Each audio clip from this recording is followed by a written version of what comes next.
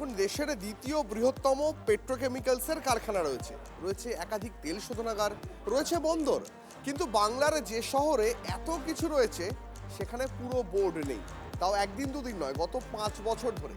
তবে এবার মুখ্যমন্ত্রী শুভেন্দু অধিকারীর আশ্বাস যে খুব দ্রুতই পুরো ভোট হবে, আর মুখ্যমন্ত্রীর এই আশ্বাসে এবার আশার আলো দেখছেন হলদিয়ার স্থানীয়রা।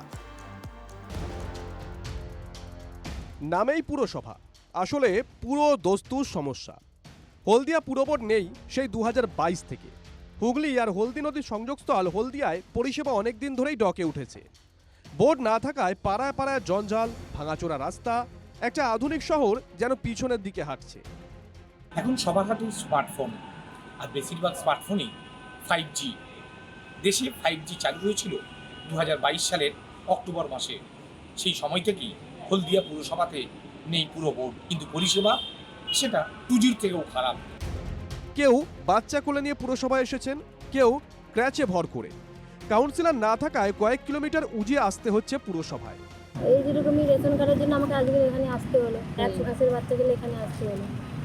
কাউন্সিলর থাকলে আমাকে এখানে আসতে হতো না। খুবই অসুবিধা হচ্ছে, কাউন্সিলর থাকলেই খুবই ভালো হয়। আমাদের মধ্যে মেয়েদেরকে অসুবিধা হচ্ছে প্রচুর। পুরসভার ভোটটা তাড়াতাড়ি হওয়া দরকার। সম্প্রতি পূর্ব মেদিনীপুরের মেচেদায় সাংগঠনিক বৈঠক থেকে নভেম্বরের মধ্যে হলদিয়ার পুরো ভোটের ইঙ্গিত দিয়েছেন মুখ্যমন্ত্রী, আর এতেই আশাবাদী শহরের মানুষ। আমরা চাইছি যত তাড়াতাড়ি সম্ভব আবার নির্বাচন হয়ে হলদিয়া পৌরসভা যাতে আবার নতুন করে জনপ্রতিনিধি বসে এবং আমাদের কাজের গতি যেন একটু এগিয়ে যায়। আমরাও চাই খুব তাড়াতাড়ি হলদিয়া পৌর নির্বাচন হোক এবং হলদিয়া পৌরবাসী তার পৌর পরিষেবা পাক। 2017 পুরো ভোটে হলদিয়ায় 29টি ওয়ার্ডের সবকটিতে জিতে বোর্ড গঠন করে তৃণমূল কংগ্রেস। 2026-এর বিধানসভা ভোটের নিরিখে হলদিয়া পুরসভায় 26টি ওয়ার্ডে লিড পায় বিজেপি, 3টিতে এগিয়ে তৃণমূল।